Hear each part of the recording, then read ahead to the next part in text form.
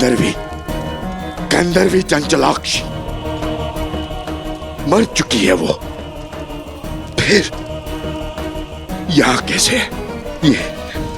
ये कैसी माया है? गंधर्वी चंचलाक्षी कौन है ये? क्या हो रहा है आपको भैया? भैया किसकी बात कर रहे हैं आप? कौन है ये मुझे बताइए भैया।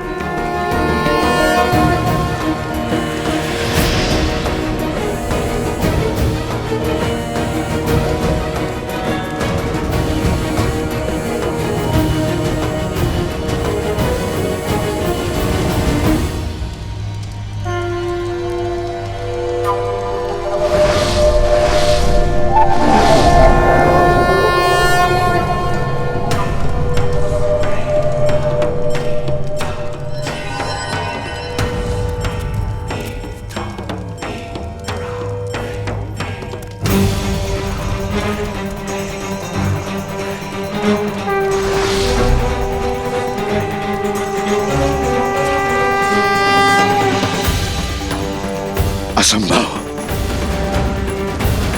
चंचलाक्षी लौट कर नहीं आ सकती। नहीं। क्या हुआ? श्री राम रुक क्यों गए? हम पर प्रहार क्यों नहीं कर रहे हैं? कदाचित वो हमारे प्रहार करने की प्रतीक्षा कर रहे होंगे। तो चलिए भैया, माता का नाम लेकर भौमास्त्र से युद्ध आरंभ करते हैं। भूमि देवी की शक्ति हमारे साथ होगी।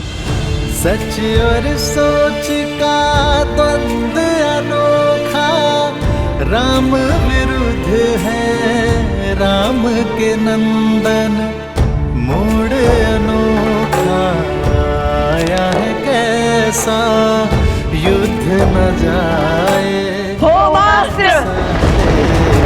पिता चाहे रघुकुल का मान, सूत चाहे सीता सम्मान। ये क्या कर बैठे लवकुश? भौमास्त्र की काट तो ब्रह्मशिरा अस्त्र है, और यदि प्रभु ने ब्रह्मशिरा का आवाहन किया तो लवकुश का ही नहीं, बहुत से जीवों का संहार होगा।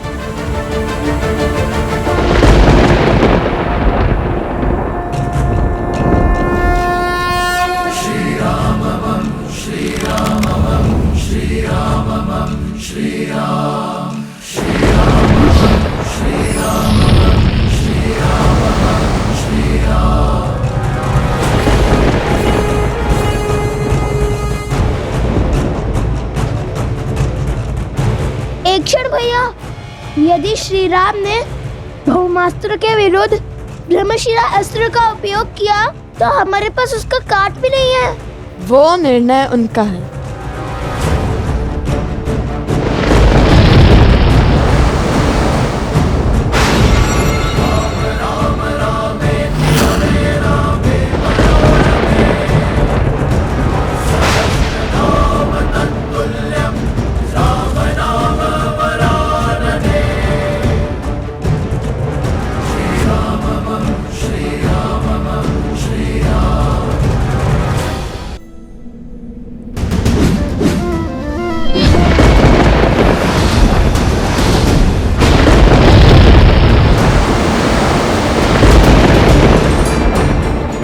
भौमास्त्र।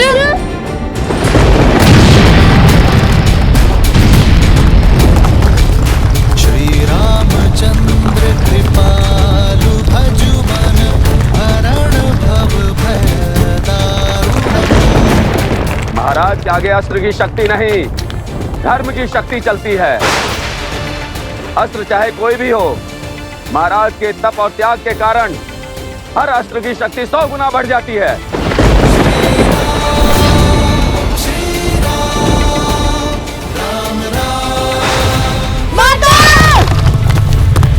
लवकुश!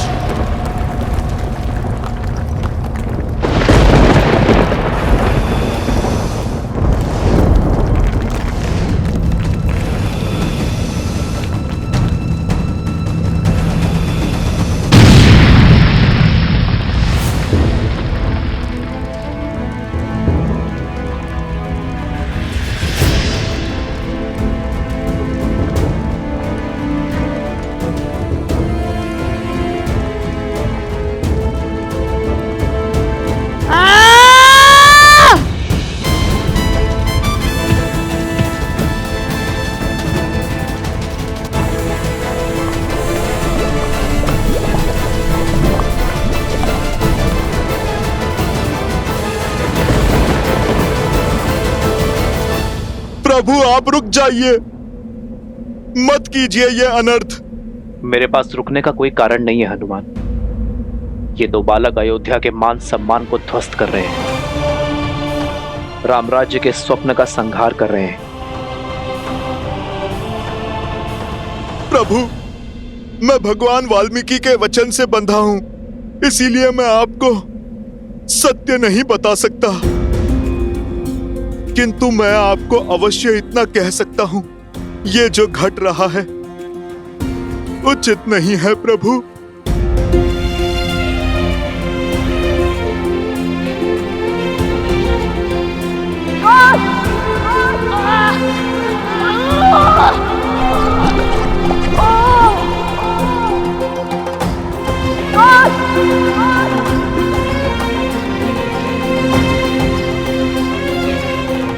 तुम ठीक कह रहे हो हनुमान, जो हो रहा है उचित नहीं हो रहा है, किंतु मैंने लव कुश को अनेकों अवसर दिए। मैं नहीं जानता भविष्य के गर्भ में क्या छुपा है। मैं नहीं जानता कि लव कुश के भाग्य में जीवन है या मृत्यु, किंतु ये इनके स्वयं के कर्म है, जिसका फल उन्हें भोगना ही होगा।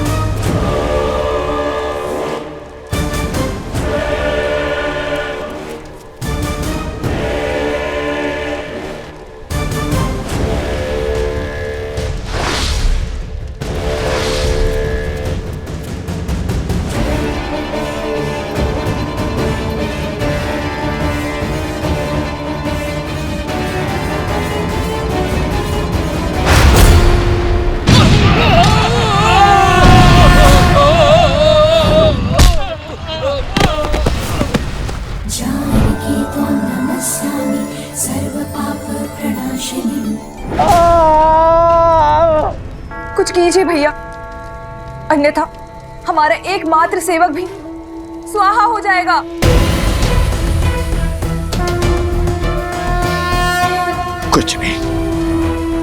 कुछ नहीं कर सकता मैं। ये चंचलाक्षी है। क्या हुआ है आपको भैया? कौन है ये चंचलाक्षी? कैसे जानते हैं आप इसे? क्या नाता है आपका उससे? बताइए भैया, उत्तर दीजिए भैया। कौन है ये चंचलाक्षी? क्या हो रहा है आपको भैया? भैया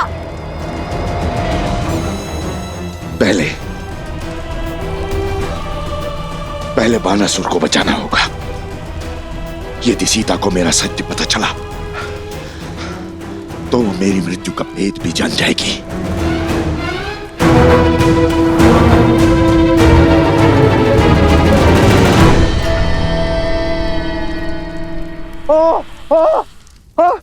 महाराज बचाइए, बचाइए महाराज। माता!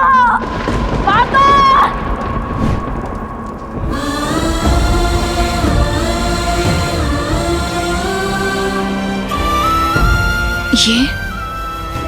ये सब लवकुश, लवकुश, लवकुश, कहाँ हो तुम? कहाँ है लवकुश? लवकुश!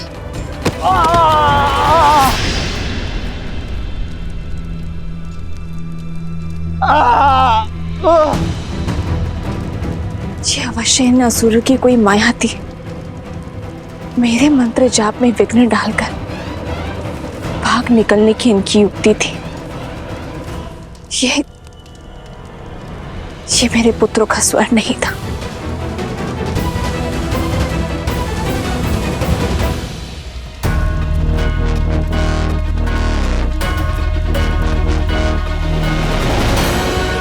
रुक जाओ दुष्ट!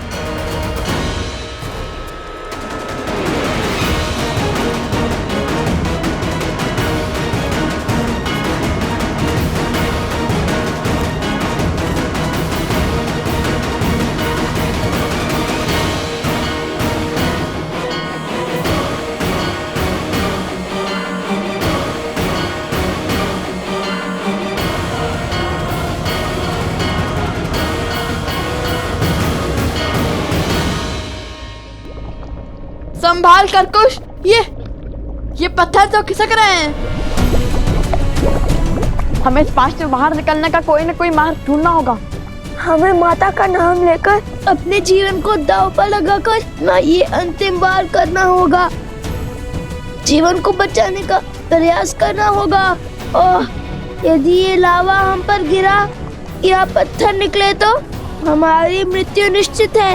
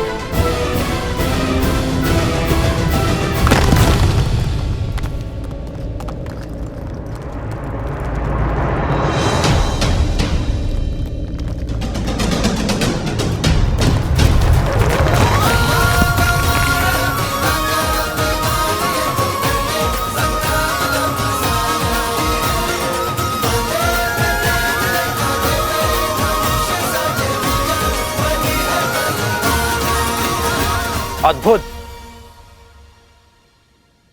मैं जानता था तुम दोनों अवश्य लौटोगे। तो बताओ, मृत्यु के इतना समीप जाने के बाद क्या इच्छा है तुम्हारी? क्या आप भी मुझसे युद्ध करोगे या समर्पण करोगे? बालकों, मान जाओ प्रभु की बात। स्वीकार कर लो प्रभु का ये अवसर, स्वीकार कर लो।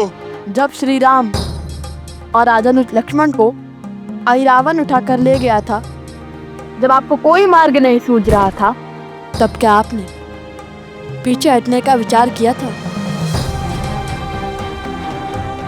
जब मेघनाथ ने लक्ष्मण जी को घायल किया था, तब आपने पीछे हटने का सोचा था?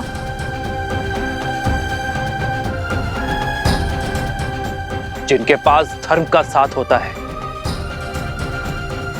उन्हें पीछे हटने की कोई आवश्यकता नहीं होती। बालकों, आपको किसने कहा कि हमने अश्वरोग का धर्म किया है?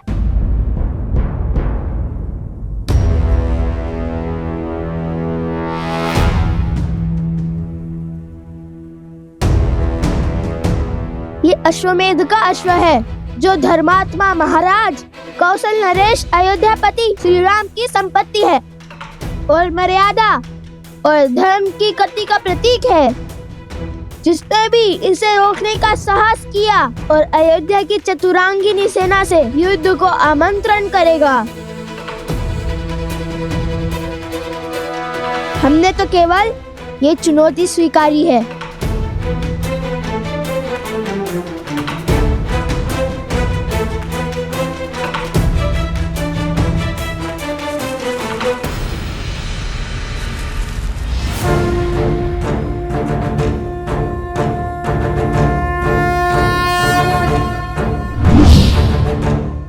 यदि चुनौती ली है तो उसे पूर्ण करने के लिए सच हो जाओ।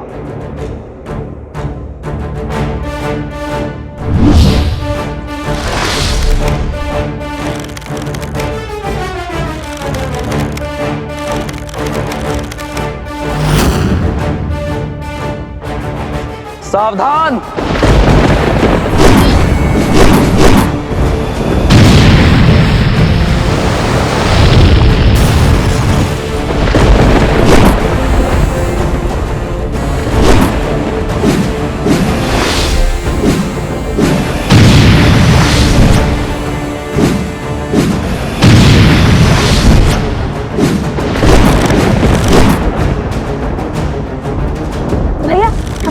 तो आधे मार्ग तक भी नहीं पहुंच पा रहे। प्रयास करते रहो कुश।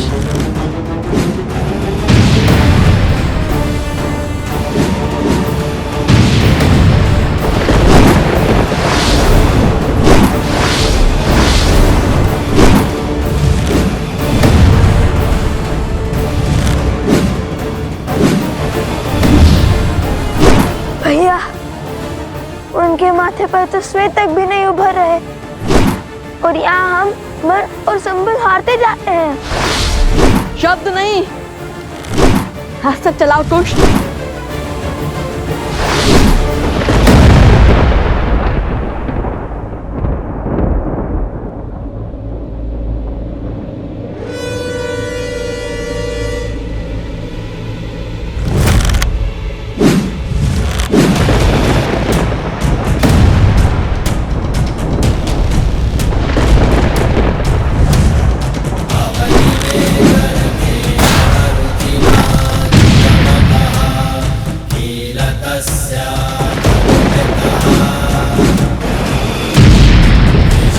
किशोर अवस्था में ये बालक श्री राम के सामने खड़े हैं, उन श्री राम के सामने जिनके आगे रावण और बाली जैसे महाबली नहीं टिक पाए।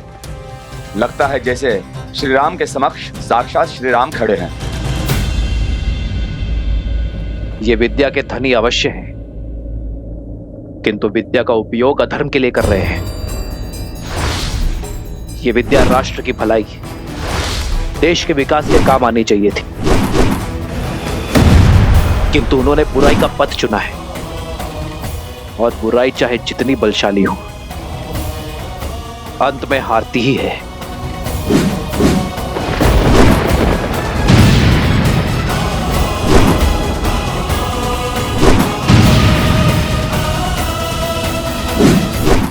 यह युद्ध आज समाप्त होकर ही रहेगा। या तो ये बालक आज अपना हट त्यागेंगे या फिर प्राण। रघुकुल रीत सदा चली आई, प्राण जाए पर वचन न जाई।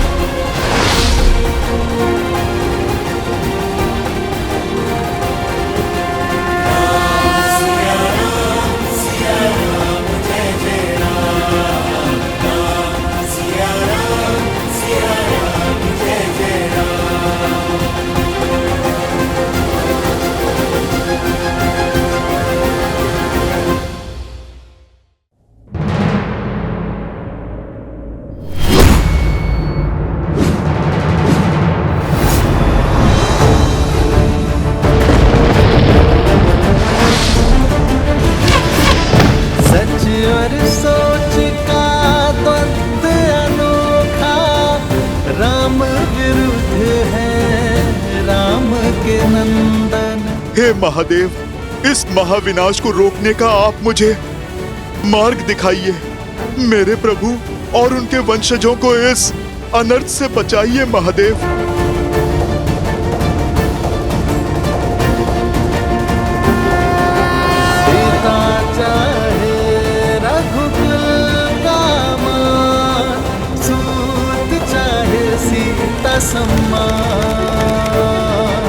भावों का ये हद चित्र संग्राम, देव जगत क्या होगा परिणाम। श्री राम श्री राम श्री राम श्री राम श्री राम श्री राम श्री राम श्री राम।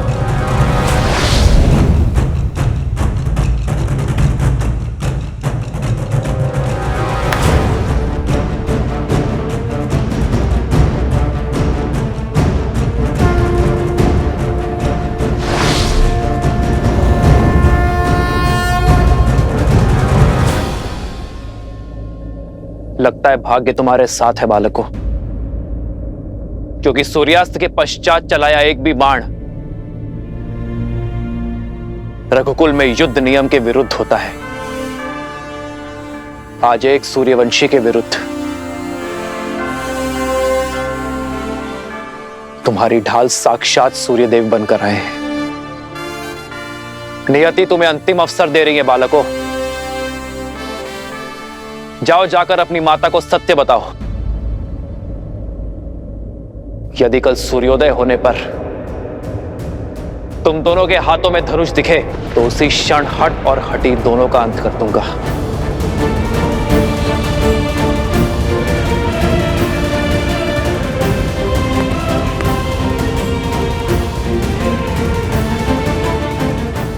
कल भोर होते ही अश्वमेध यज्ञ के अश्व और हनुमान को लेकर मैं अयोध्या के लिए निकल जाऊंगा।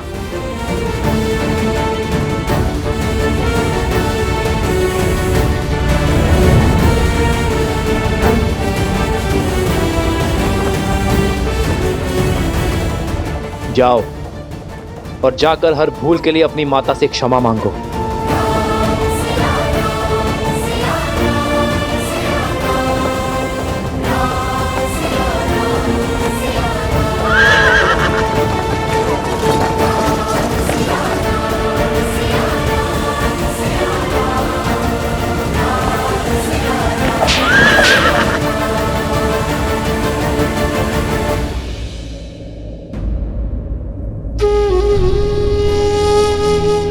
श्री रामचंद्र कृपालु भजमन हरण भव भय दारुणम।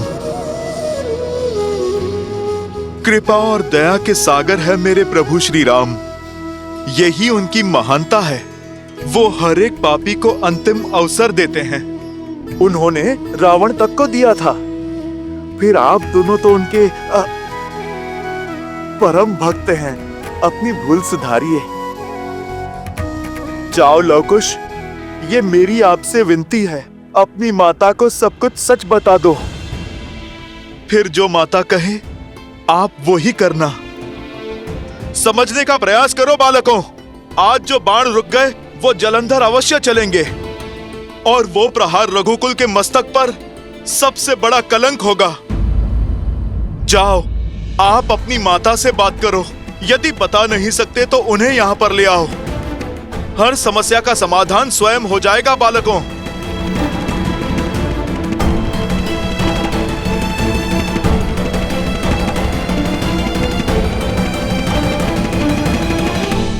लवकुश की पुकार की माया से आपने बानासुर को बचा लिया, परंतु आप स्वयं किस माया में फंसे जा रहे हैं भैया? क्या नाता है आपका इस गंधर्वी चंचलाक्षी से? और सीता के पीछे आपको वो क्यों दिखाई दे रही है? मुझे तो कुछ नहीं दिखाई दे रहा है। ये घटना संकेत है शुभनखा, उस श्राप का।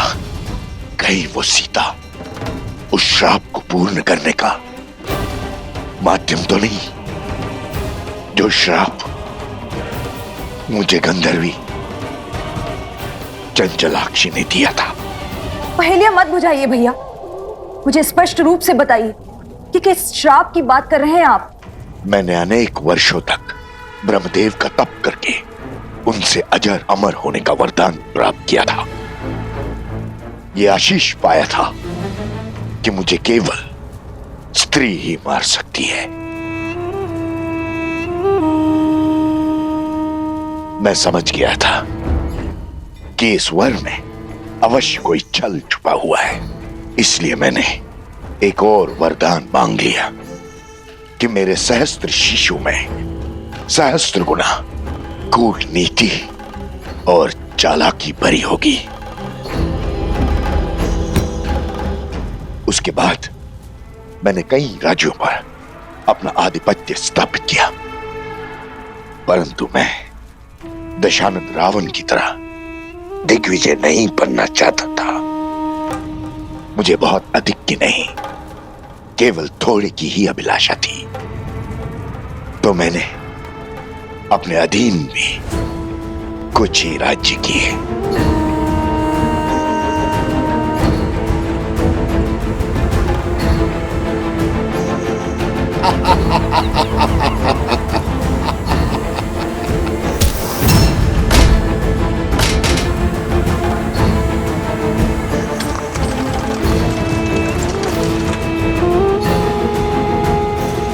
ये है हर किसी को अपने सामने झुकने पर विवश कर देने वाले सहस्त्र मुख।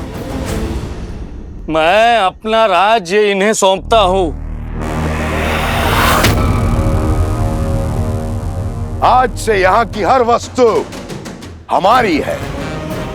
जाओ, हर रत्न, हर आभूषण, हर मूल्यवान वस्तु ले आओ हमारे समक्ष।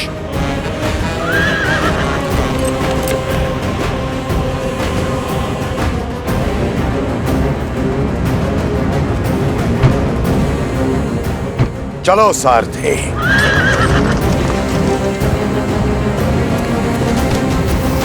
छोड़ो मुझे। छोड़ दीजिए, क्या कर रहे हैं? छोड़ दीजिए। हर अनमोल वस्तु लेकर मैं उस राज्य से निकल ही रहा था कि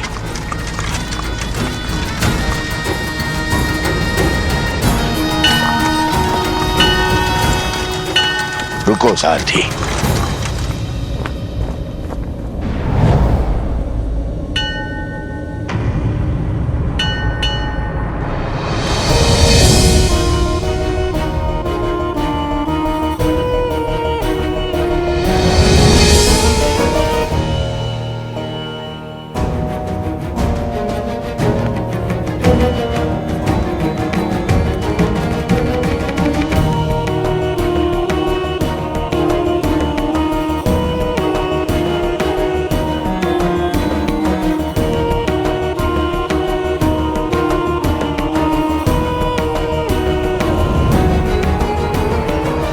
अद्भुत, अनुपम, ये तो संसार का वो धन है, वो ऐश्वर्य है जिसे मेरे पास होना ही चाहिए। इसे न भोगा, इसे न पाया तो वरदान का लाभ क्या।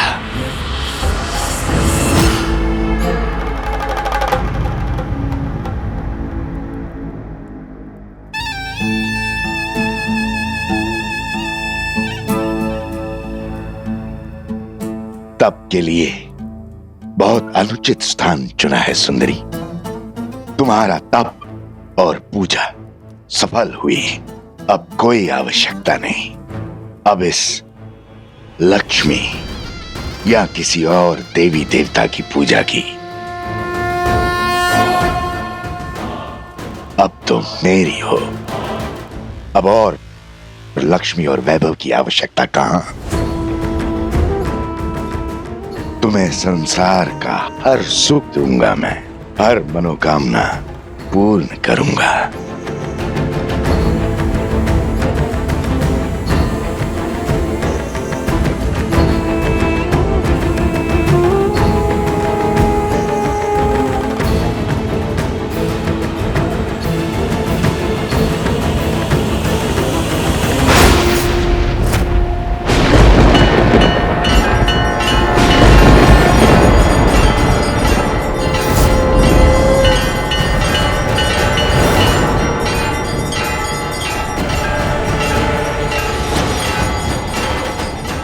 तुम्हारे स्पर्श ने मुझे अपवित्र कर दिया है सहस्त्रमुख। तुम्हारे मलिन मन का इस संसार में कोई स्थान नहीं। जिस शक्ति का तुमने अहंकार पाल रखा है वही तुम्हारे विनाश का कारण बनेगी।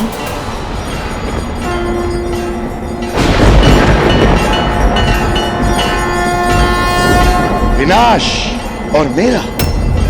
ब्रह्मा का वरदान प्राप्त है मुझे। कौन मारेगा मुझे?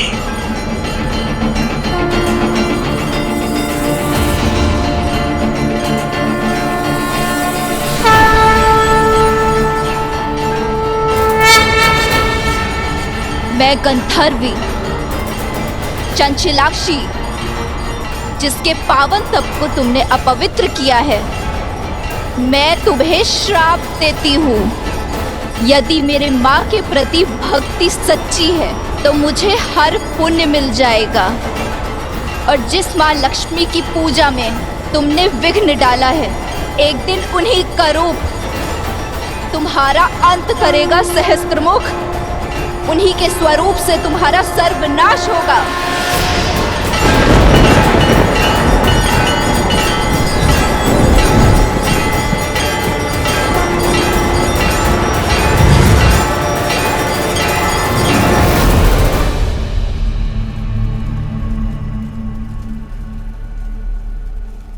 ये वही है जिसके बारे में चंचलाक्षी ने कहा था, मेरा अंत है ये।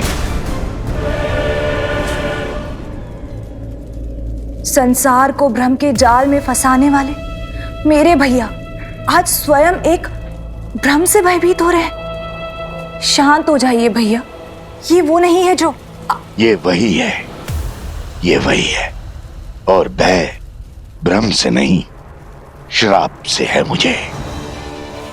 उसने कहा था कि लक्ष्मी धरती पे जन्म लेगी और फिर वो लक्ष्मी में समा गई थी। कहीं संसार का संदेह सत्य तो नहीं? कहीं सीता लक्ष्मी का रूप तो नहीं?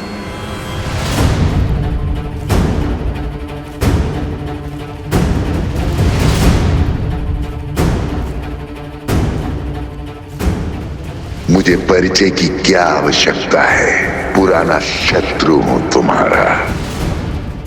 मेरा पुराना शत्रु कौन हो सकता है वो जो पुनः लौट कर आया है? किंतु मेरी मृत्यु से क्या सिद्ध करना चाहता है वो? हो ना हो, ये बात जितनी छोटी लगती है उतनी है नहीं।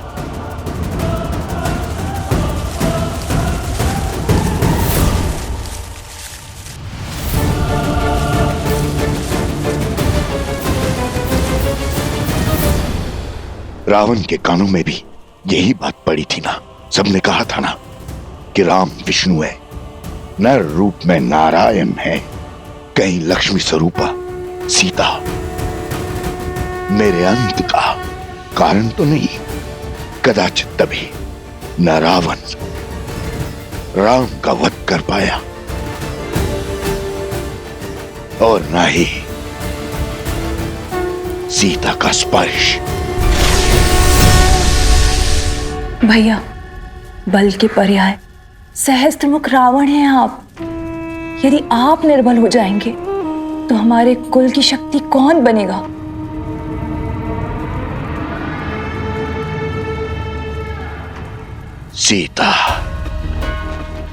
सीता के कारण पूरा राक्षस कुल समाप्त हो गया।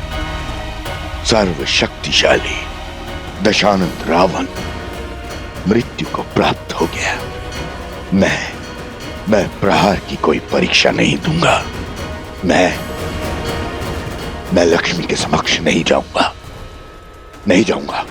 नारायण, श्री लक्ष्मी, विष्णु, ये सब ढोंग है भैया।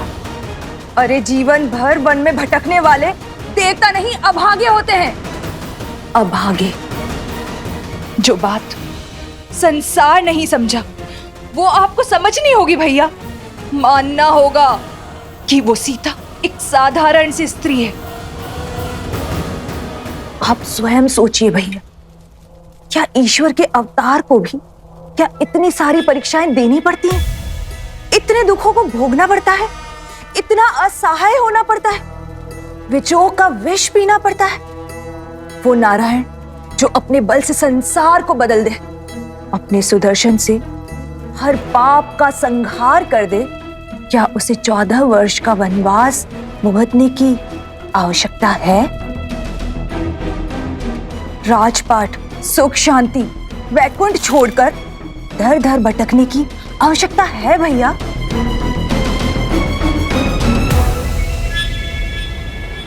और जिसे आप लक्ष्मी समझ रहे हैं, जिसके भय से थर थर कांप रहे हैं, वो पूरे 1 वर्ष तक हमारे भैया की बंदी रही। यदि वो लक्ष्मी का रूप होती तो क्षण भर में तो लंका से अंतर्ध्यान हो जाती और एक वार से दशानन की हट को तोड़ देती। भ्रम को बल पर हावी मत होने दीजिए भैया, तनिक सोचिए। तो फिर सीता के पीछे मुझे उस चंचला की छवि क्यों दिखाई दी?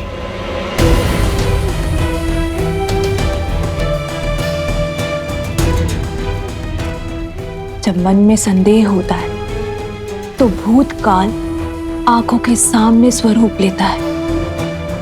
ये सब विचारों का खेल है भैया, और कुछ भी नहीं। इस अनर्थ का अर्थ खोजना बंद कीजिए भैया, और प्रहार का नाद आरंभ कीजिए भैया।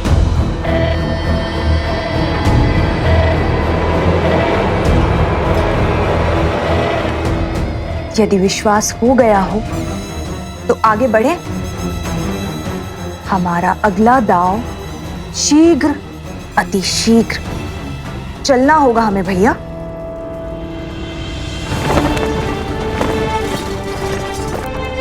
श्री राम,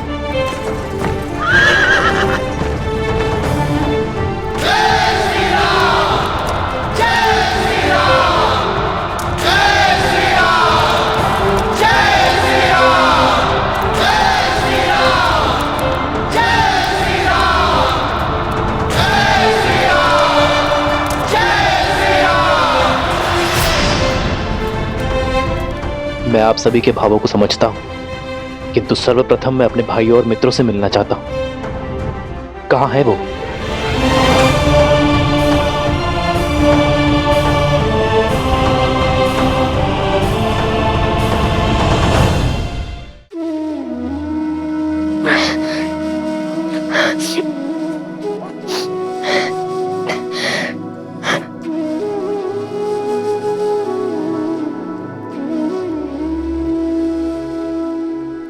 यदि कल सूर्योदय होने पर तुम दोनों के हाथों में धनुष दिखे तो उसी क्षण हट और हटी दोनों का अंत कर दूंगा।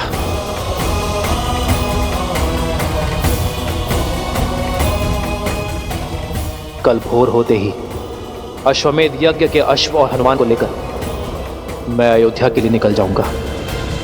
भैया, अब क्या होगा? रामायण कैसे संपूर्ण होगी? अब तो हम हार गए श्री राम से। हमें अश्व लौटाना ही होगा। अश्वमेध यज्ञ संपूर्ण होने का अर्थ है हमारी प्रतिज्ञा पूर्ण रहना।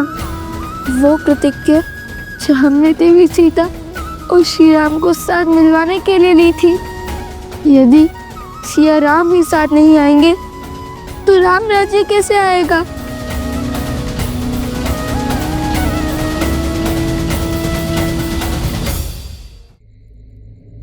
नए कुश, युद्ध अभिशेष है और हार जीत का निर्णय भी। आज जो भी हुआ वो अकल्पनीय है, इतिहास का भाग बन चुका। हमने श्री राम का सामना किया, उनकी शक्ति और उनकी आभा को ललकारा। कि जानते हुए भी हम पीछे नहीं हटे कि हमारे समक्ष रावण का संहार करने वाले श्री राम खड़े हैं। तुम ही बताओ, ऐसे शूरवीर कैसे हार सकते हैं? हमने आधा युद्ध जीत लिया है कुश। आज उनका केवल एक दांव उचित पड़ा है। स्मरण रहे, माता कहती है, धैर्यम सर्वत्र साधनम। भाग्य भी साथ साधने वालों का साथ देता है। कल हम पुनः श्री राम के समक्ष जाकर उनका सामना करेंगे।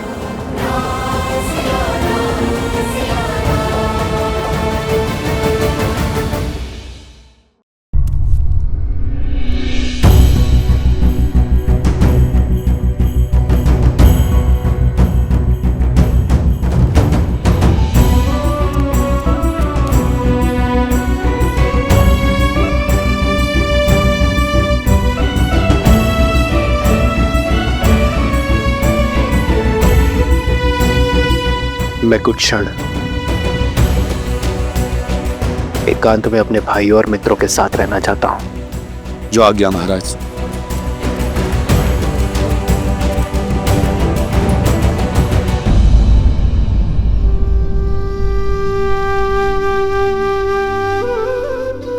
लक्ष्मण,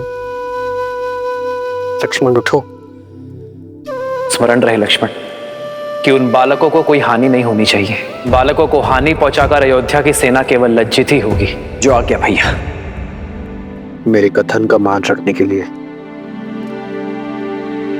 तुमने अपने प्राण संकट में डाल दिए लक्ष्मण। उनका रक्त ना बहे इसलिए अपनी सुध खो बैठे।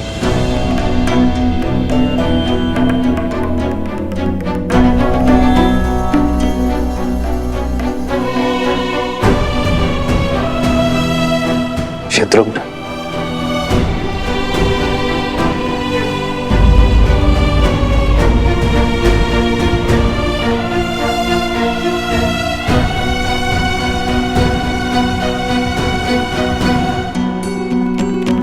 जय श्री राम।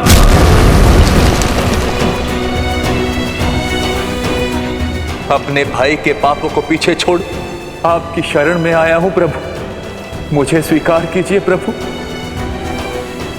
विभीषण,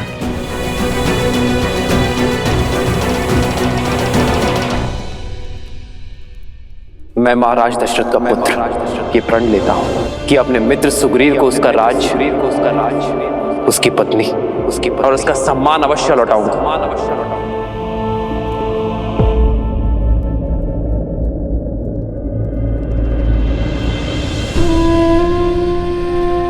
भरत, भरत मेरे भाई,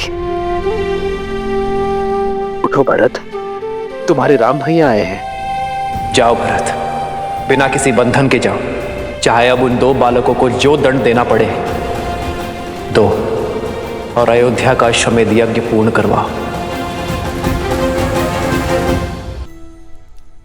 स्मरण रहे, माता कहती है, धैर्यम सर्वत्र साधनम। भाग्य भी साथ साधने वालों का साथ देता है। कल हम पुनः श्री राम के समक्ष जाकर उनका सामना करेंगे।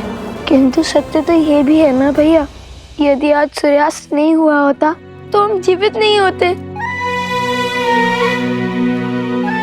नहीं भैया, मैं भयभीत नहीं हूँ, मृत्यु का भय नहीं है मुझे।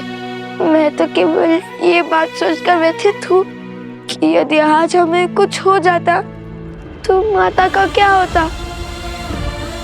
उन्होंने अपना पूरा जीवन अकेले बिता दिया, हमारे होने के आभास के साथ निकाल दिया, किंतु शेष जीवन किसके सहारे बिताती।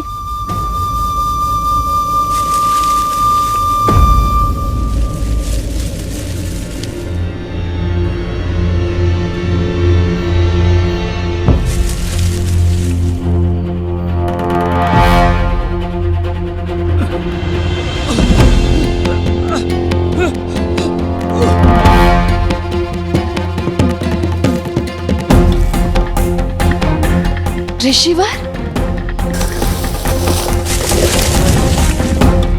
ऋषिवर, क्या हुआ आपको? उठिए।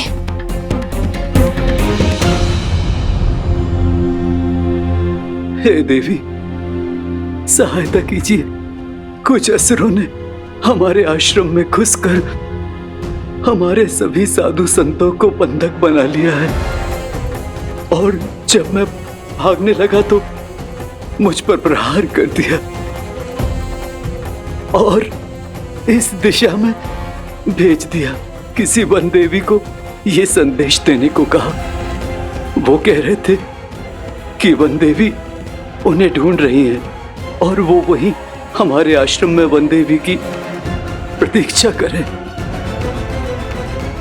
मुझसे और नहीं चला जा रहा था, शरीर घायल हो गया था, शरीर से रक्त बह रहा था, मैं यही झाड़ियों में गिर गया। हे देवी, आप ये संदेश उस वन देवी तक पहुंचा दीजिए। आप हमारे आश्रम को बचा लीजिए। आपने उचित व्यक्ति से ही सहायता मांगी है ऋषिवर। मैं ही हूं वन देवी और मैं ही उन असुरों को ढूंढ रही हूं। आपके आश्रम और आश्रम वासियों को मैं बचाऊंगी। आप यहीं रुकिए, तब तक मैं उन दुष्टों को दंड देकर आती हूं। अपने भाइयों को कष्ट में देखकर मेरा मन पीड़ा से भर जाता है। उठो भरत, भरत, तुम्हारे राम भैया आए हैं। भरत उठो, भरत। लक्ष्मण, लक्ष्मण तुम तो उठो। लक्ष्मण, शत्रुघ्न, मित्र, मित्र उठो। विभीषण, देखिए ना, मैं आ गया हूं। आप सब मेरे आदेश का निरादर क्यों कर रहे हैं?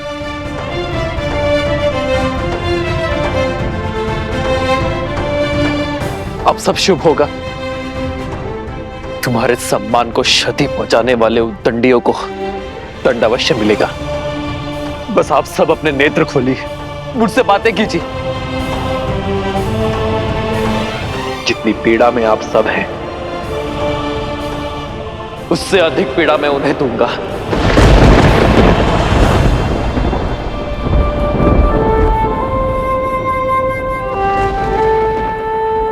महाराज के स्वर में इतनी पीड़ा, चलकर देखना चाहिए।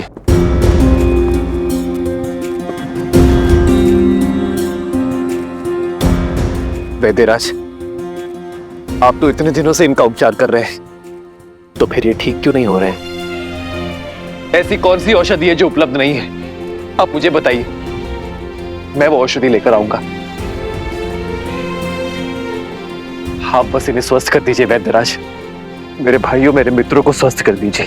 महाराज, जिन अस्त्रों का वार इन पर हुआ है वो असामान्य अस्त्र है।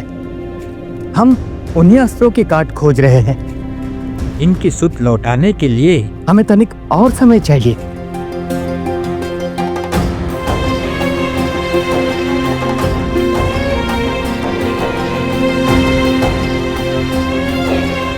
लक्ष्मण, लक्ष्मण, लक्ष्मण, लक्ष्मण,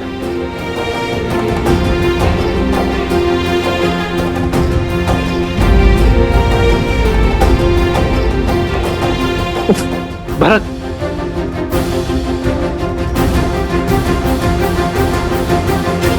वैद्यराज भरत को देखिए।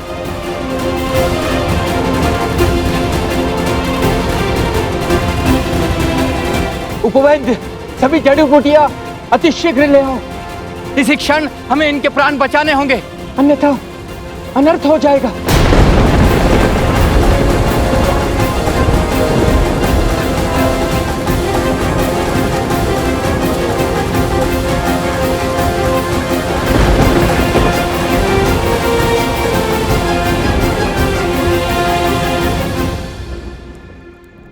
हम माता के पास जाकर उन्हें सब सत्य बता देंगे।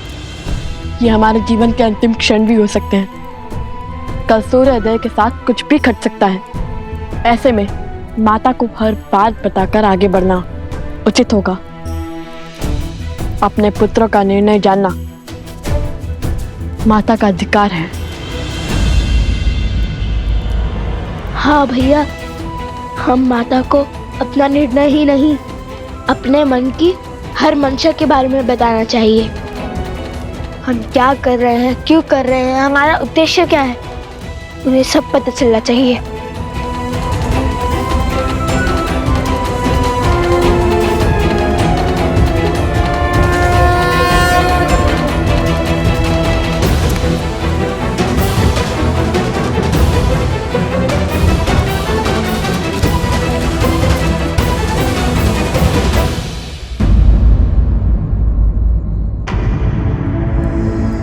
आओ सीता, भीतर आओ।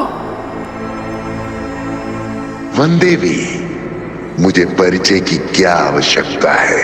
पुराना शत्रु हूं तुम्हारा। ये स्वर, ये कंपन,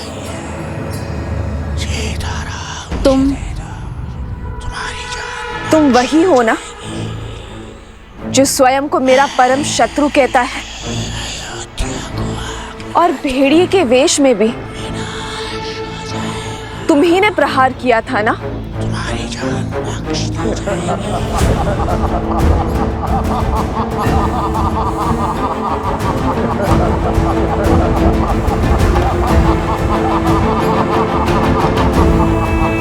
अद्भुत सौंदर्य के साथ साथ चतुर भी हो।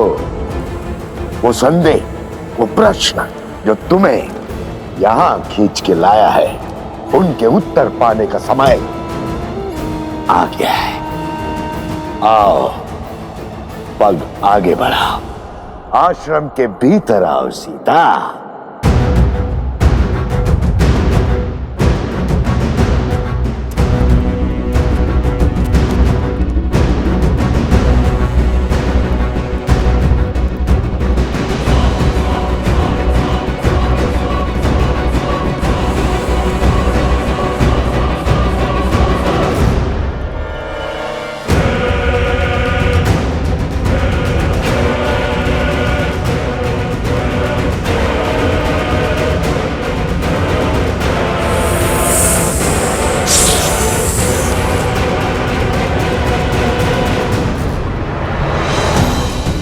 माता, माता, माता, माता,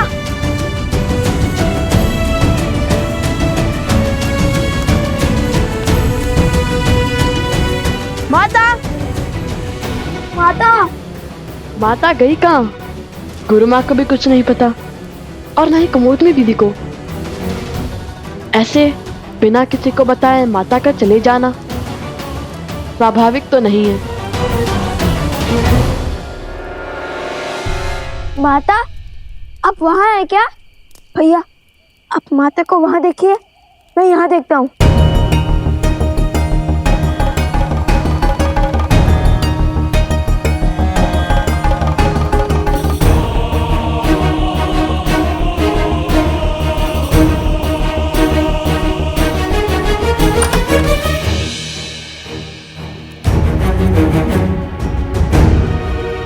लव, कुश, क्या हुआ? इतने चिंतित क्यों लग रहे हो? आपने माता को कहीं देखा?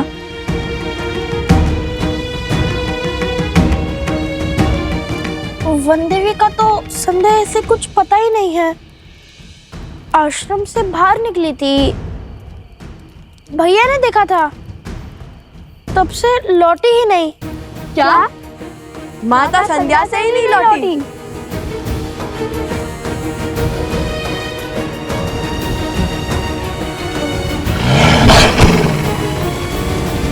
अपने द्वंद में हम इतने व्यस्त हो गए कि माता की विपत्ति से विमुख ही हो गए।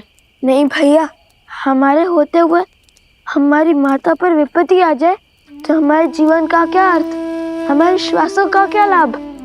चलिए चलकर माता को खोजते हैं। रुको, वन देवी का आदेश है कि कोई भी आश्रम से बाहर नहीं जाएगा। हमें उनके लौटने की प्रतीक्षा करनी होगी। माता का आदेश और माता की रक्षा में से यदि हमें कुछ भी चयन करना पड़े, भले ही माता का आदेश भंग करने का पाप क्यों ना लगे, हम उनकी रक्षा करना चुनेंगे। माता के प्राण संकट में हैं और आप उनके पुत्र से प्रतीक्षा की परीक्षा ले रहे हैं। बताइए, कब तक करेंगे प्रतीक्षा? किसी अनिष्ट की सूचना आने तक या माता को खो देने तक? नहीं, लव कुश कायर नहीं। हम जा रहे हैं अपनी माता को खोजने।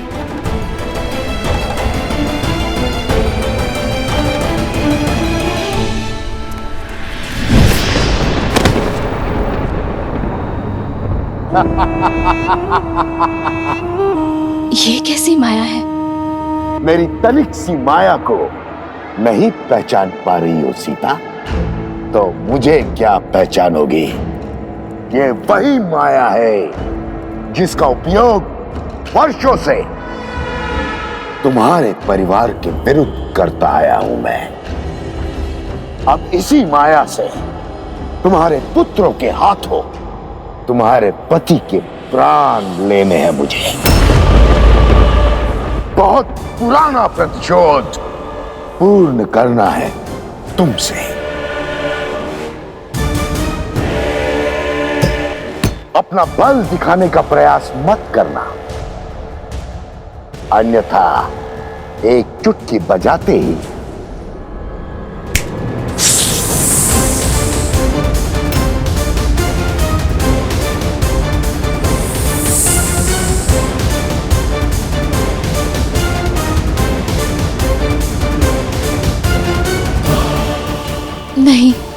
ब्राह्मण हत्या महापाप है। मत करो ये ब्रह्म हत्या।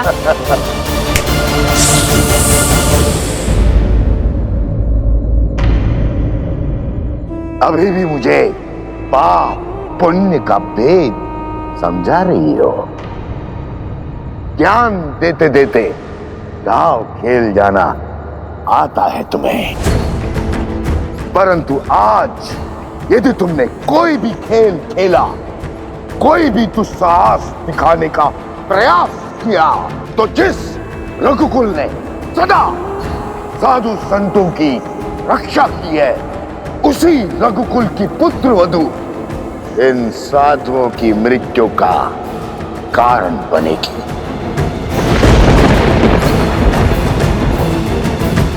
इनके वध की साधन बनेगी और साक्षी भी।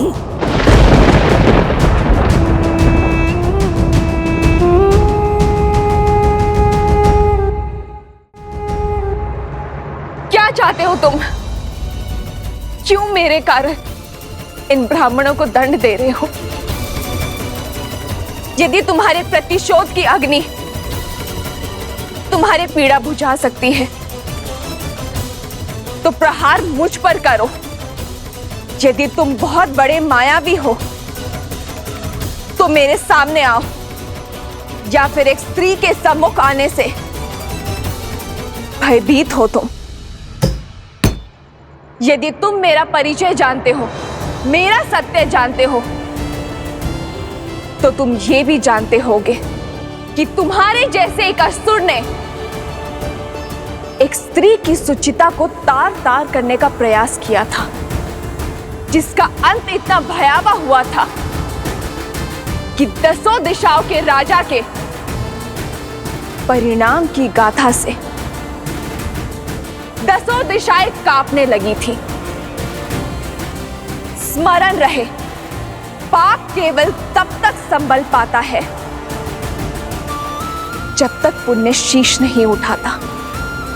धर्म की शक्ति के आगे अधर्म को नतमस्तक होना ही पड़ता है, जैसे श्री राम के आगे रावण को अपने घुटने टेकने ही पड़े थे।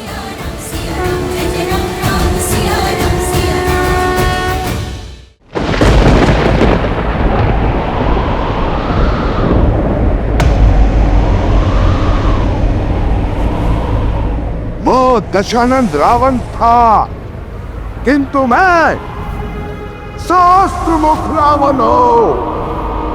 सहस्त्रमुख रावण।